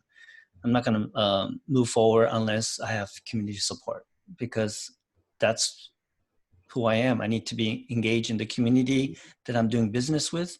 And so if the MAC here decide this is something they want to, they're okay in allowing particular business like the cannabis business to come to the neighborhood, I will make every effort to make sure that the community, particularly around, understand that we're coming, and these are some of the benefits that we're trying to bring to our community, and to hear their needs and their concerns. Okay, thank you. And also another question from Dulce Galicia. First, she says that she wants you to consider more investment in the community than the 5% that you said, because of the community's historical inequalities, and that you should contribute greatly to the equity. And then she asks, once jobs are open, how will they be publicly available? And how will you broadcast with the North Richmond community?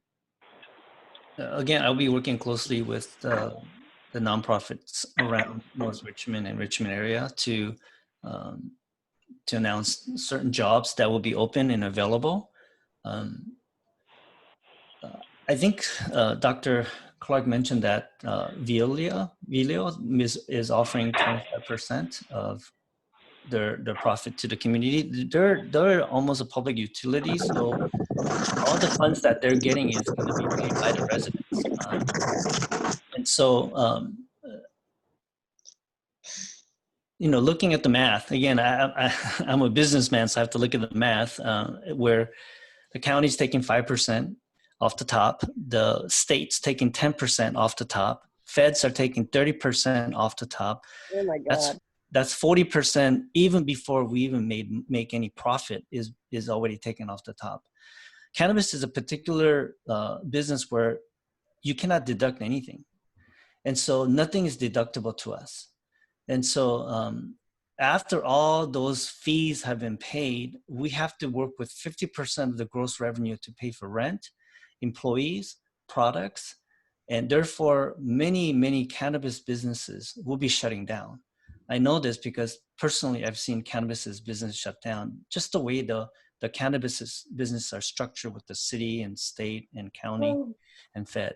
So I would love to promise as much as I can pour back into the community. I'm just being a little more realistic of how much it would take for us to be sustainable. I said 5% net, but I'm hoping to pour a lot more into the community, cleaning up the areas, particularly in that neighborhood, doing some outreach, opening up different workshops, working with nonprofit. My background is nonprofit. And so though we seem to be fixed on that 5%, but I'm hoping that I'll be an important asset in the community because that's just how I'm built.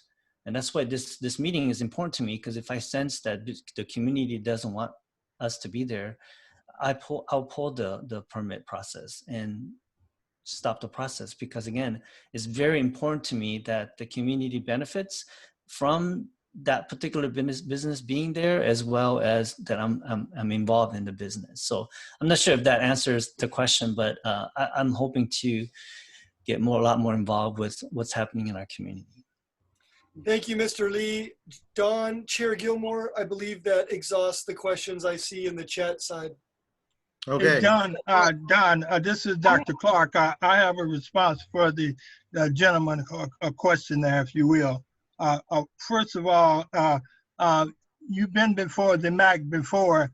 This is the third time, and we've asked you before to outreach more to the community and listed some places for you to go. And it's really startling to hear that you have not reached out to the community as we indicated to you the last times you were before us, and now you're talking about you plan to later on, and so that's nonsense. So finally, the question I would ask you, since you are talking about how much money all these different agencies have taken from you. Okay, so what is the projected amount of money that you plan to make off of this project, and what is the percentage of your profits that 5% would entail? So maybe I misunderstood, but I've not personally reached out to the community, because if this meeting votes against it, I didn't feel like there was a need to move forward.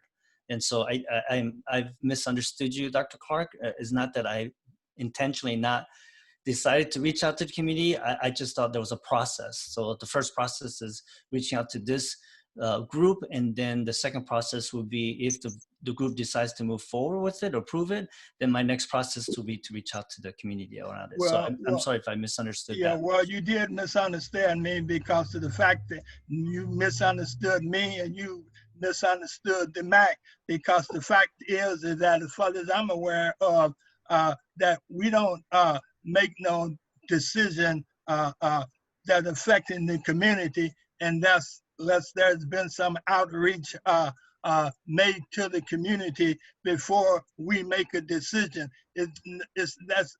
That's nonsense for you to suggest that we make a decision first without consulting the community that we are serving. It doesn't work like that.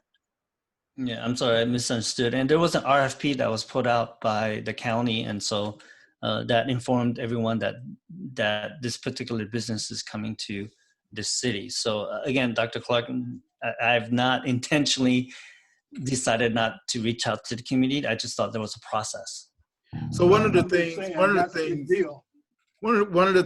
in this whole deal is that, North Richmond is bordering on the city and the county. And so we try to make sure that we work unison as we are one community.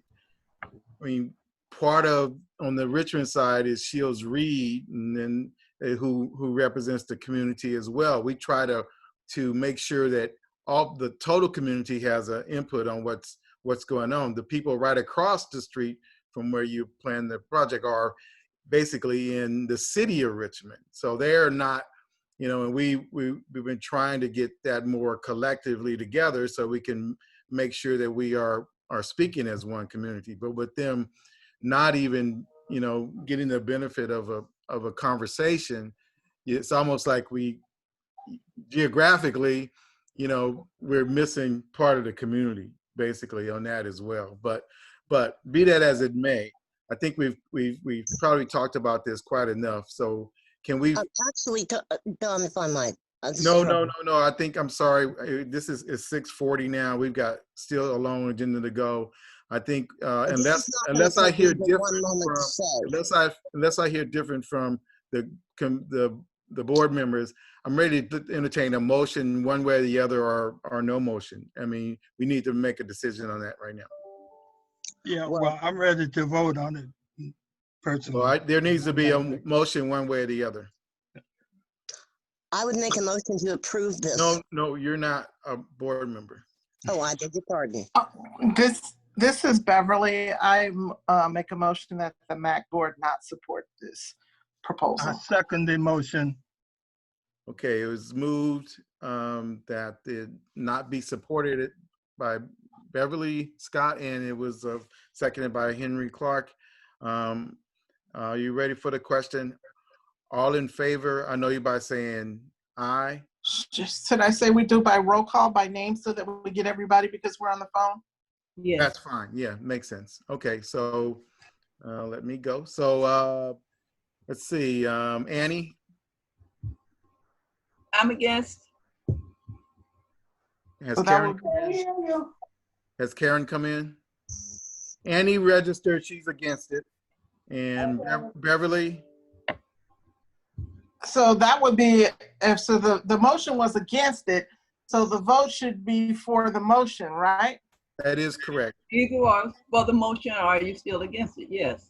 No, well, Yes. the way the motion was put, if you're approving the motion of not to support it, then you are saying yes to the motion. Yes to the motion. And Ms. Scott, Yes. is Lily, I'm gonna abstain. Henry, Yes. and I vote yes as well. So the motion carries of non-support for the project. Okay, thank you for your time. Thank you. We're gonna move to the next one, which is a land use permit for Verizon and Sprint. Is anyone here for that? Hi, I'm here to represent that project. My name is Nicole, and I don't have a PowerPoint or anything set up. I hope that's okay. But I'm here to ask for approval to renew the permit for a wireless facility. It is located at 385 Pittsburgh Avenue in Richmond. We are not proposing any changes to the site, no height increase or any modifications to the wireless facility whatsoever. We just wish to extend the life of that permit. And so that's why I was invited to be here. Oh, it looks like Robert, is that, did you put that on the screen?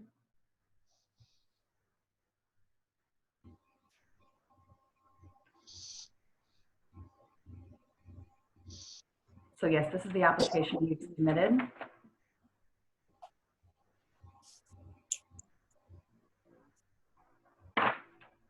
Let's see. I'm not sure whose computer this is on though. So is this to just keep what's there, or is it to That's improve correct. what's Yes, there, the permit is expiring, and so the county has asked us to renew the zoning permit. So I'm going through that process with no changes proposed to the site. We're just trying to extend the life of the permit, the use permit. So is there any benefit to the community besides having access to the phones? I mean, is there a community benefit that you're already paying in this or supporting? So the coverage maps have been submitted with the project. The coverage maps show the cell coverage with and without the cell tower there. And the cell tower has been there for at least 10 years, which is approved by the county in the past. And that's pretty much it. Yeah, those are some of the pictures from a distance. Image B that is seen. I believe that's, I'm not familiar with the area as much, but I believe it's from the Richmond Parkway. The address is on Pittsburgh Avenue, but it's more, you can see the tower more from the Richmond Parkway. Yes. Question from the public. Any questions? Well, how long you say the tower has been up there? I know for sure it's been there at least 10 years because we're doing our 10-year renewal. I don't have the original approval of the document. I can, oh, it looks like, well, at least since 2000. If I may, it looks like this is a cell tower. It's of course right off the Parkway. I think it's next to Action Metal Recycling. That's correct. It's been there a long time. At least 2000. Why is it, Nicole, that you need to be here to ask for a renewal of the permit today? To be honest with you, I'm not entirely sure. The planner has asked that I be here. I think it's because it's in a specific part of the county in North Richmond that we've asked for any sort of public input. But usually I'm not usually required to come to these. I'm not asking why you're required to be here. I'm asking why is your company applying for a renewal of the permit? Because it is expiring and we are required to renew them every 10 years. Thank you. Yes. So And oh, go ahead, sorry. Annie. Yes, and the service tower. What area? What area does it service? The extent of service location. I'm sorry, I cannot answer that question directly. I would have to pull up the coverage map. It Oh, is part of the application. Robbie, can you see? Is it all the way to? What is the coverage area of this particular tower? So it looks like the application does not say how far the tower extends coverage, but based on what we've seen before, it would be, I think it's safe to assume that that tower provides coverage in the community. Right, okay. It's a big heavy duty tower that's out there on the parkway. Okay, thank you. So Robert, I don't know, well, either one of you. So there's a fee attached to this. Do we know if any of that goes to community benefit or park benefit area or whatever? Do we know that? I do not know if it goes into those pots, but it's certainly, you know, the application fee is certainly collected. Well, yeah, I guess that's what I was trying to figure out. If it's collected, is it some way tied to or in part for the local community? I mean, it's either, you know, community benefit in one way, it could be the parks. I don't know, but usually there's something. I don't know the answer to that question, Chair Gilmore, but we can get that in writing right away. Okay. I can't answer that either. They just send us an invoice and it's not broken down. What is the last date before its actual expiration date? It looks like it is, so we actually submitted 2 separate applications. It's one for each of the carriers, but we're combining them because the tower is owned by one entity called Crown Castle. And the permit for Sprint expires in December of this year. Mm-hmm. And then the other one actually doesn't expire until April of next year. And that's right. What is the other one? Therefore, we have time for Chairman Gilmore for us to see, to investigate if we have any, I guess, perks from this tower or, you know, from what you had just asked before. Look like we have time for it to come back. So we could probably get that by the next meeting, I would think. I think, yeah. Yeah, Don, this is Dr. Clark. Well, you know, I don't really recall when that tower was authorized. I don't know that the MAC wrote off on that, or that we didn't request any type of community benefits.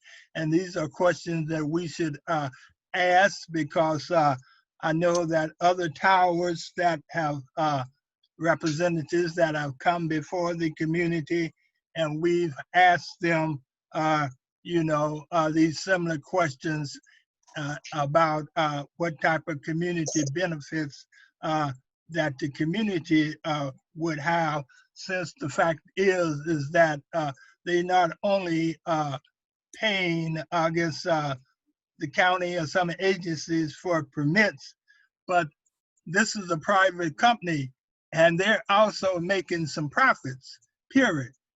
You know, so in terms of here again, you know, what type of profits that they are making by having this facility in our community, you know, and what are those profits? And the community here again is, as I'm hearing, ain't really profiting nothing other than to say that maybe that, and I don't know if this is correct or not, that, you know, well, it provides some phone service for the community, but these are, this is a profitable company that making mega bucks, okay? And I don't think that we should not consider proving anything until we find out what type of profits here again, what type of profits they're making off of this particular project. What is the noise? And well, everybody, please, if you're not talking, please mute your phone. They might have to stitch that. They might have to stitch that. She was bad. Tape, duct tape, map, and everything. Okay, but here's I think that must be coming from Joe, right? yeah, so we should find out, if not now, later, what type of profits that here again this company is making, and what type of benefits are they willing to offer the community, period. So they should come back before the MAC with some answer to those type of questions. So two things that I hear that we're asking for. One is, the permits and what's the breakdown of those funds. And then Dr. Clark, you asking in regard to if there was a public benefit based on the profit or what that is being made by, I guess, the two companies. So, I mean, we can look into that, and we could table this until next month, and then we can have it up for discussion and approval or action at that time. Yeah, well, that would be my recommendation. And before we do that, Chair Gilmore, so I'm looking it up here, and the permit fee for this process is $7,500. Now, I'm pretty sure that I'm going to go back to them, and they're going to say that goes to Public Works. That's part of their operating expenses. That's their permit fee. So the answer to that is probably going to be very simple, but we'll get it anyway. The answer to the question that you're asking of Nicole Kamach, I'm not sure what her company is going to be able to say about that, but you're welcome to ask whatever you'd like to ask them. Yeah. Well, Robert, this is Dr. Clark here, just concluding with this here statement here. I understand what you're saying, but the fact is that the companies that she mentioned, those are profitable companies, and they are making a profit, a mega profit. And it's not unreasonable for them to share some of those resources with the community that they want their facilities and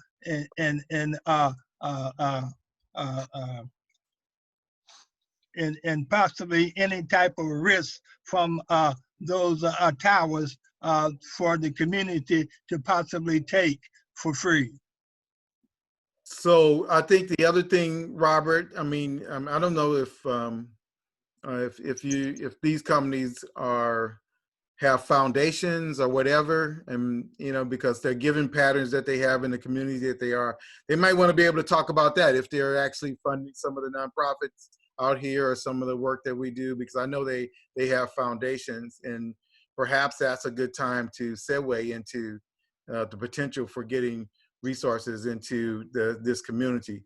But I think it's worth a pause for next month to just look into those matters. It looks like we got time to do it, and also if there's a way that we could work with the county and see if they could break off some of the fee for North Richmond's community benefit area or whatever. I mean, maybe it could be a new precedent that starts in regard to that. I don't know, but it sounds like it's worth taking a look at for the next meeting.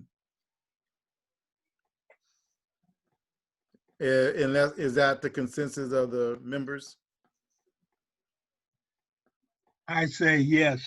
Or you need a motion or what? I mean, it was an action item, so I guess we should take a motion. Right, well, we have time. Yeah, we have time. So Yeah, I'll entertain a motion. Yeah, I make a motion that, Dr. Clark, I make a motion that we put this matter off until our next meeting. And I second it. Okay, it's moved and seconded. And so we'll go. May I add that we put it off to get the answers that were asked tonight about the profits and about supporting through their foundation if possible. Yeah, I accept that amendment. Yeah. Okay. Can I ask a question so that when we come back next time, we can answer your questions? Would it be beneficial to have the planner attend this meeting to maybe answer those fine details about funding? And I mean, we pay the fees to the county, but after it's out of our hands, I'm not sure where it goes, and she may have those answers. Would that be okay? Well, however we get them, I mean, as far as the county fees, I think your best bet is to work with Robert on that. But anything that has to do with the corporations, I think that's more you. Yes, both of them. That's it. Yeah.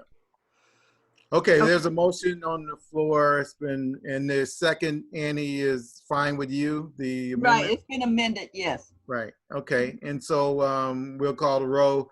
Annie? Yes. Let's see, Karen's not here. Beverly? Yes. Lily? Yes. Henry? Yes. And I say yes. So the motion passes. So hopefully we can get this done. I'll get some answers next month. Okay, we're going to move to our item 13. And the first one up, and we're at 6:58 now. And it's a shame that we get to here and we're at the end of, the 7 o'clock agenda. So hopefully, I mean, we have some important items, but we're gonna have to figure this out a little better. But right now, we're gonna go to Healthy Richmond. Is A on the 13A? Good afternoon, good evening, everyone. Carlos Lemus with Healthy Richmond. I just want to give you all some updates on some of the work that we've been doing with the North Richmond resident leadership team.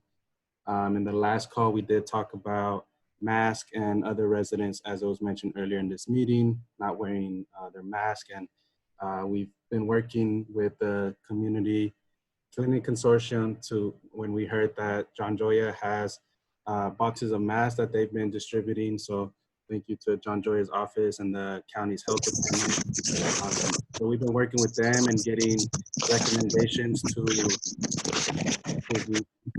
the county's health department.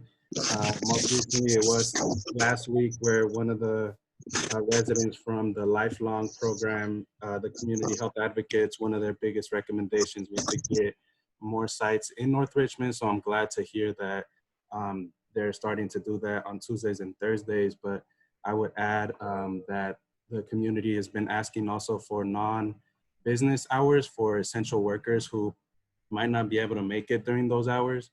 That was going to be my question, but Carl's not on the call, so I'm just relaying that to Robert, I guess. And then also, we'll be reaching out to different organizations that work directly with residents to get them those masks, because we do feel the sense of urgency.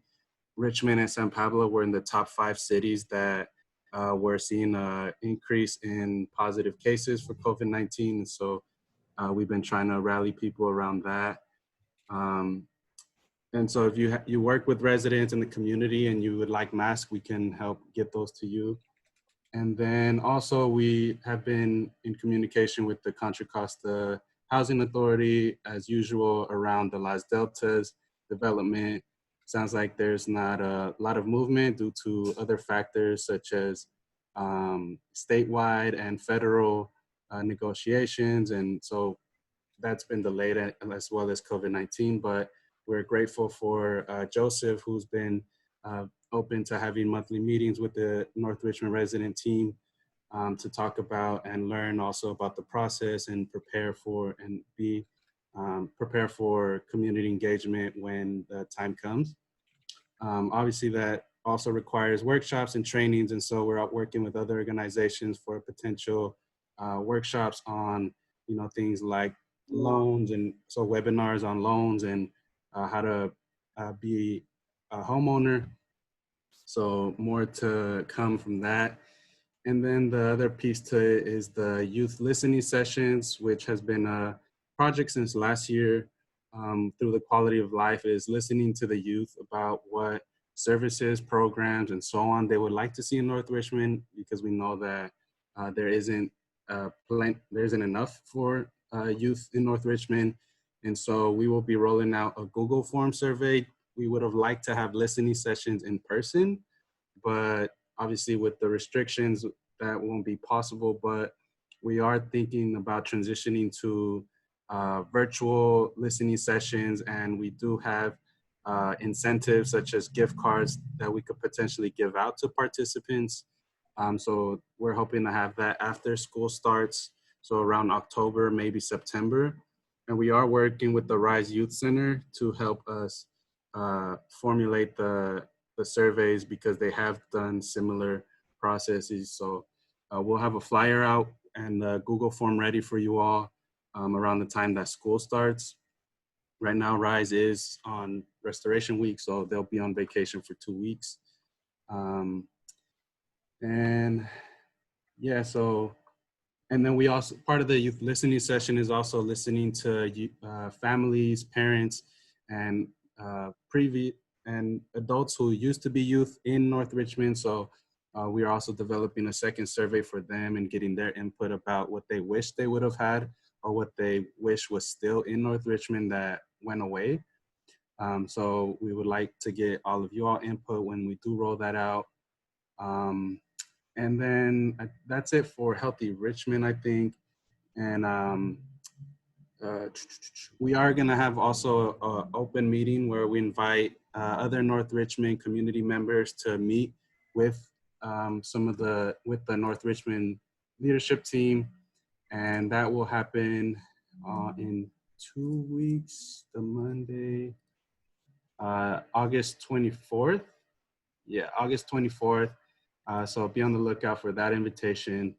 And that's it. But on other stuff that we're working on is school starting in August 17th.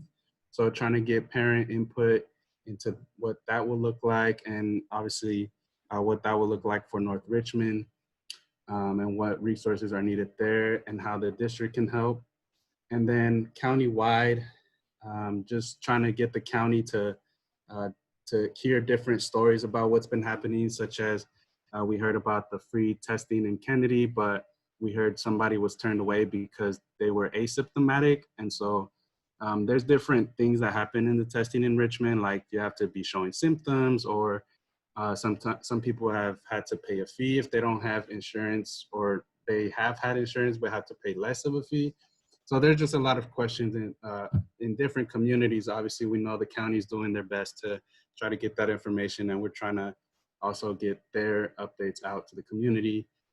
And the last thing I'll say is, I don't know if we could get maybe Spanish translations for this meeting, because some residents are Spanish speakers. And so for the future, if that's possible, we can also help outreach to communities who might want to be involved. And this is an opportunity to do all that. I think that's it for now. I'll leave it there. I don't know if Thank have you. any questions.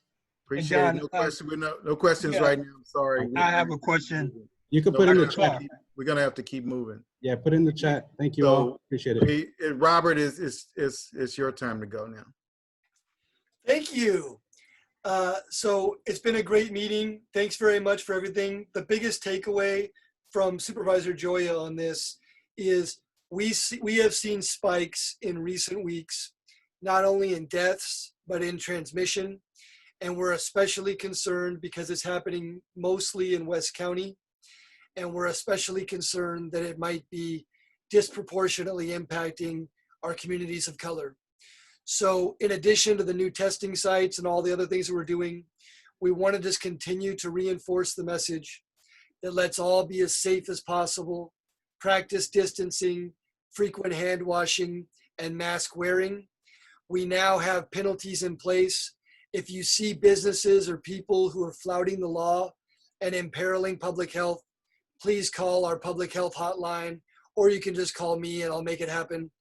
And so that we can get these kinds of things fixed and we can reduce the death and destruction that COVID-19 is making in our community.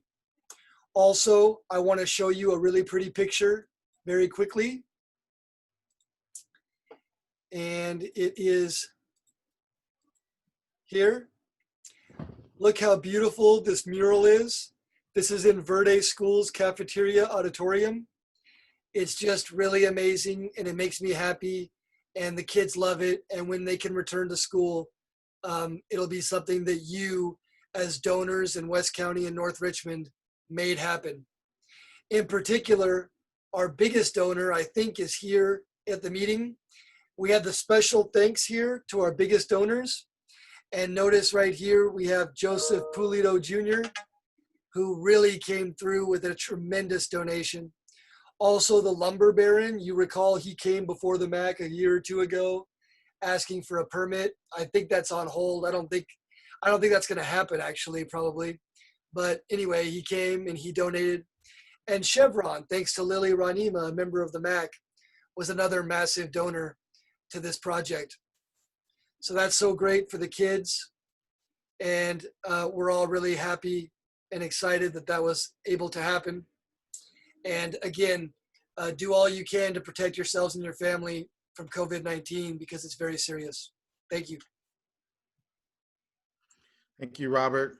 From CHDC, a few updates we talked about on our site where we worked out where we could be able to get the testing about a health center in the parking lot. We're 100% occupied on Heritage Point. So that is moving along. We also are in the process of raising funds to complete the store. We've got about a third of the way there. We've got a few applications we have to put in to get all the funding commitment before we send out the request for a service provider. So that's to come in the future. Also with Los Deltas, we're working with the Housing Authority to address some of the EPA issues there. So, lead-based paint and other stuff like that. So we're working to them to address those areas there. So we look forward to continue with doing that. And then also, I'll turn it over to our mitigation department. Felicia Orozco is there to give a report. Short and sweet. No significant update from our last meeting. I continue to work and collaborate with our partnering agencies to address community needs, engage, reach out to the community to address any. Can't really hear, Don. Don, we can't hear. Are you muted? Felisa, please unmute yourself. Or speak. I am. Thank you. So sorry about that. So good evening, everybody. Glad to be here. I will make this short and quick. No significant updates from our last meeting. Continuing to stay engaged with the community and partner with our agencies, collaborating agencies to address issues that come up, obviously around prevention and addressing illegal dumping, just making sure that the community stays safe in that sense. I continue to do patrolling and address all of our calls that come into our hotline and address those, pretty much on a daily basis. And work on our strategies that address programs for our youth, our community. And so I'm excited to, again, start ramping up on those things that have kind of been put on hold. But hopefully with school starting, we can start engaging a lot of our youth programs and our task force and all of those things. So does anyone have any questions for me? No, we're not doing those right now. We're have a wrapping up. comment. It's really, and Robert should have mentioned it, and I'm just quickly. I just want to thank you, Robert and Felicia, for your help. July the 24th, I guess it was the 24th, they actually cleaned up that area. So the railroad track, Don, this is what I'm talking about, finally cleaned it up. So it had to be done between the 24th and I guess and the 26th, but it did get picked up, and thank you. No, yeah, thank you. There's a lot of hands that went into that. So yeah, it was a great community effort for sure. Okay. Is Reach Fellowship here? No, Bishop called me. And she just wanted me to report in, just as we mentioned before about the masks, because there's a lot of individuals that she's noticed around the area is not wearing masks. So we've already talked about that, okay? Okay, and Urban Tilt? Is anyone here from Urban Tilt? Yeah, that would be me. My name's Marco Lemus. I'm the communications associate of Urban Tilt. And only update well, I guess it's been a while since we've had a representative here, but starting with the COVID crisis, we started by putting our most vulnerable staff on paid leave and gave everyone the option of paid leave. And then we had 13 of our staff all at the North Richmond farm because we had to close down a lot of our gardens. And we gave them hazard pay. And then we upgraded our wash and pack stations to abide by the safety guidelines. Like we made a hand washing station for the outside crew, and had to shift from pickups to deliveries. So, you know, because we couldn't do any pickups at all. So then we were able to obtain 2 brand new vans, which was a good thing. And we were also able to build a lot of things and fast track a lot of projects we had for the year. Built all the crop rows we had in mind, 22 trees, built a chicken coop, and a new permanent irrigation system. And we also built 2 new packing areas, and our farm to table CSA went from 80 members to 250 once the crisis hit. And we had 10 people on the waiting list before, and now we have like 374. And then we were also able to create the Farmers to Families free box program, which feeds 190 families every week.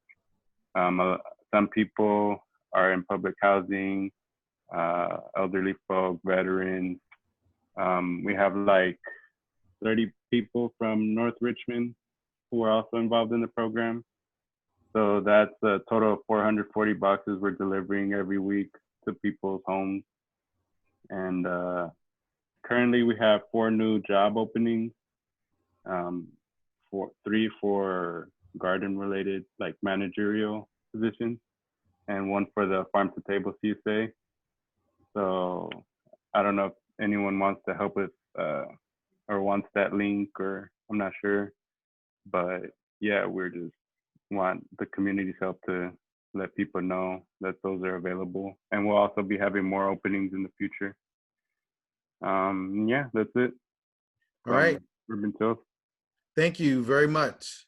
So board members, I would like to, if someone could give make a motion to extend the meeting for 15 minutes and get a second before we adjourn. Mr. Chair, I would like to make a motion to extend tonight's meeting for additional 15 minutes for us to be finished by 7:30.